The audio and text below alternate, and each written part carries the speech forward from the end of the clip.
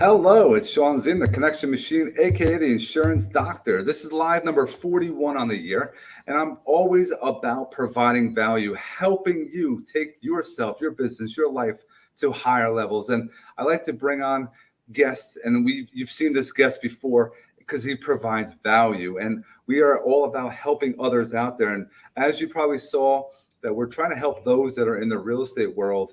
When you pass that test, what do you do? A lot of questions. A lot of people think, oh, if I pass the test, I'm going to get all these phone calls. And now you got to kind of put up a little fight to figure out who to go with. And you have no idea.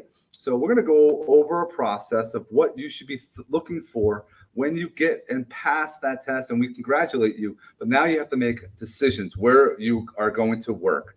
And I'm going to bring on Jay Levine. What's up, brother? Sean Zinn, the Connection Machine. Thank you for letting me grace the presence of your stage one more time, bringing the value. What's going on, man? How are you? Hey, it's another day. I mean, we are alive. We're able to bring some value.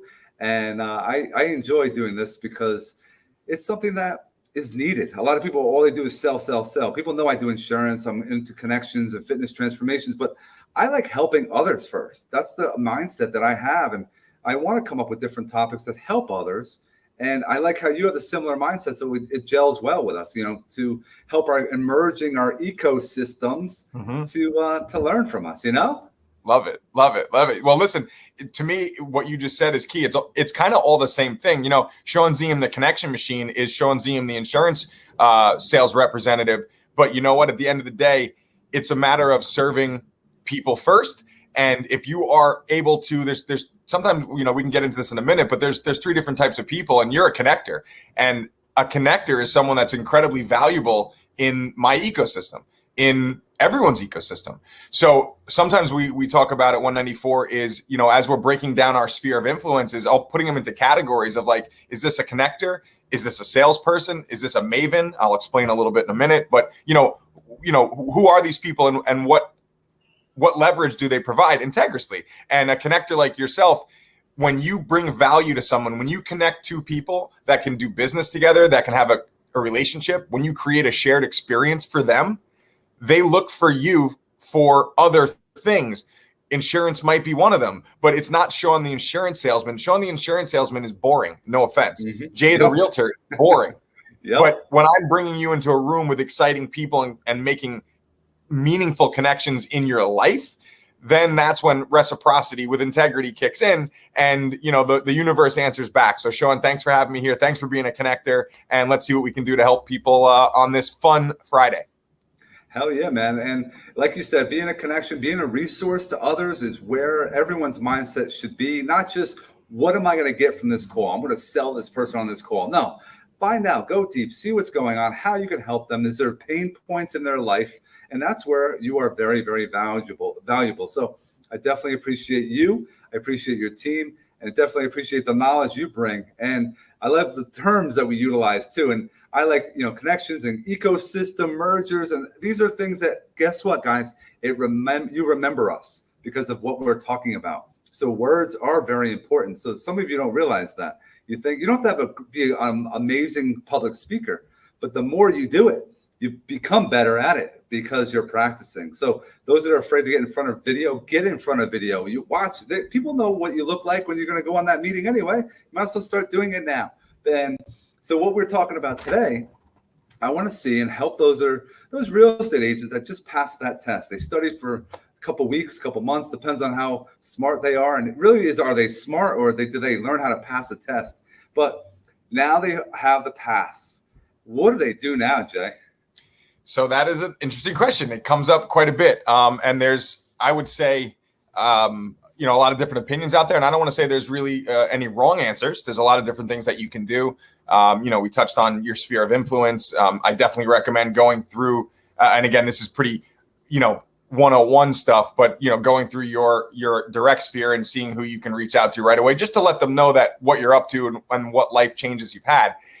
Where it differs at 194, because of the use of integrity-based human influence, there is a formula behind how we're going to talk to this person when we connect with them. So, it's very simple to say, go, work your sphere, but it's not always easy to go and actually build rapport with the sphere again, because a lot of these people you have to rebuild that rapport with. So we really focus on the creation of emotional rapport, finding out what's at stake for somebody when you're in a conversation, really listening, asking the right questions. We do our very best, and this is what we train on every single morning at 9 a.m. We have our huddle call from 9 to usually 9:30. Today I went to 9:45. It was a great call, and I appreciate everybody that added value to that call as well, because in selfishness, not really, but leading that call and teaching what I have learned from the coaching calls that I'm on prior to that allows me to learn everything at an accelerated pace, because now I have to learn it, process it, teach it, and then watch the distinctions that my team has and around it. So the question that you had was, what do they do next? So joining an incredible organization. I don't want to say necessarily team, because I call the agents at a company my team, my family, but we're not always set up like a team structure. Everybody's their own agent. Everyone has the opportunity to create. I want the individuality, but I also want, let's compare it to a professional, football team, baseball team, soccer team, baseball team, whatever it might be. We all have our roles on the team. There is a lot of different dynamics, but when we win together, and we don't always win. But when we do, when we're on the other side of that struggle, or on the other side of the arduous journey, when we're on the other side of what feels like failing, when we get to the other side of that, that's where the fun and magic really starts to happen. So how do we get there? So one of the ways that, things that we talked about this morning is, it was a simple question to everyone. It was, what is something when you were younger that you would have considered fun and magical? And tell me about something that you might have mastered as a child that felt fun. And one of our agents who's newer, and I hear a lot from newer agents, well, Jay, when you go and talk to a client, look at all the stories that you have to tell, look at all the things that you have to share, look at all the experience that you have. Now, maybe, but maybe that's just the wrong question you're asking yourself. Maybe the right question to ask yourself is, what moments do I have that I showed heroic qualities in my life, no matter what the situation was? Because how you do anything is how you do everything. So one of our partners, Alex, mentioned that since the age of 2 years, and I didn't know this, and it was accessed because I asked for something fun about her. Since the age of 2 years old, she had been doing gymnastics. And when she was 16, she broke her ankle, but she was on her way to a full scholarship at a college. Again, I don't know the full details of the story, but I asked her, I said, what was fun about that? And it was the successes. It was the, what you had to go through to get there. It was the teammates that you had to go through to find out who the right teammates were for you. And I said, were there anybody that made it to the end of that 14-year journey with you? And she said, yeah, absolutely. And I am friends with them to this day, and we don't have to talk ever, but we can call each other and we're there for each other. You know why? Because they had an experience together that went through every dynamic of team building, ups, downs, miscommunications, people not lasting on the team, people winning, people rising. And what that does is, when you have those moments together, the fun and magic in life is on the other side of those moments.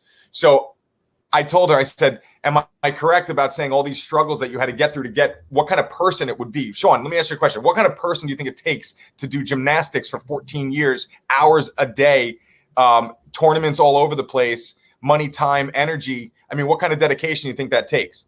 That's the type of person you want on your team, because that is powerful stuff right there. Because they put have that passion. And if you're passionate about that and you can put that into your business, wow, that's a huge driver.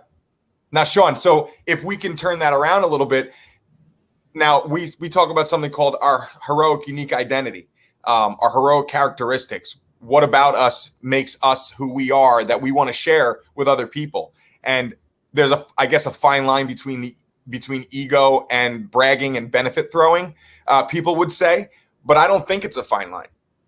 I think it's a humongous gap. It's not a line, it's a gap.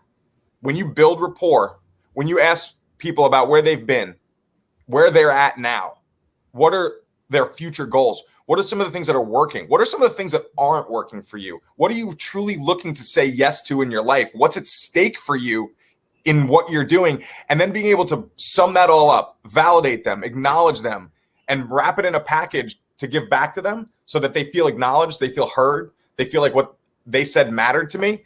And then I go into explaining who I am, and I'm speaking into the listening of what this person's already saying to me. This is where the magic happens.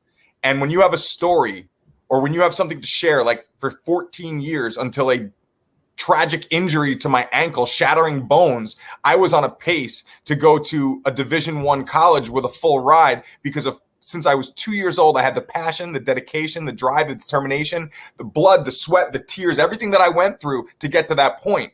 And that's what I'm going to be able to bring to the table for you in this XYZ, in this real estate transaction. So you know what?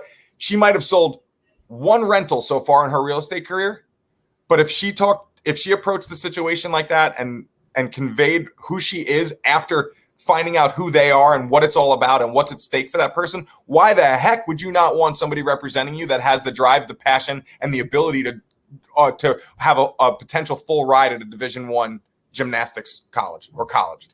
Come on. You're not going to get this if you're just sitting out there. You get your test, you pass, and you have a conversation with XYZ company.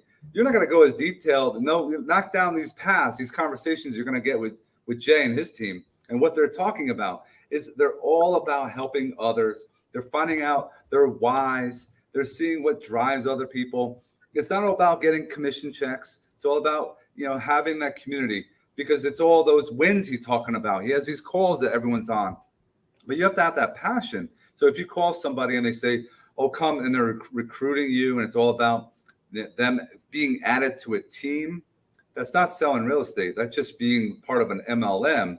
So you got to be careful. You got to know what you want to get involved in. Do you want to sell real estate? Do you want to have a business? Do you want something like we were talking before live?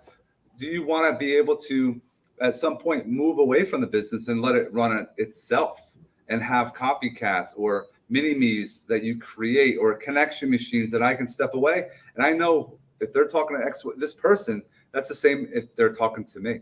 And that's where we call masterful apprenticeship. Yeah.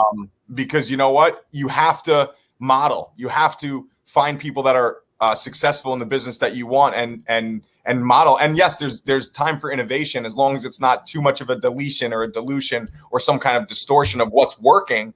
Innovation is absolutely 100% key. And I just want to touch on one thing, Sean. Mm-hmm. It's not about money, but it's all about money. Right. Okay. Money, time, magic in life, contribution. If I want to be able to provide more time and more value to people, I need that time to be able to provide it. If I want to provide contribution to the world, I need money to be able to contribute back to the world. I need money to support my legacy, my family, to pay for my house, to pay for maybe a lake house one day, not because I want to live a fancy lifestyle, but because I think it's going to better the legacy and life of my family and years and generations to come, and because I want that for them. So I want that for you as well. And I don't get that unless you do.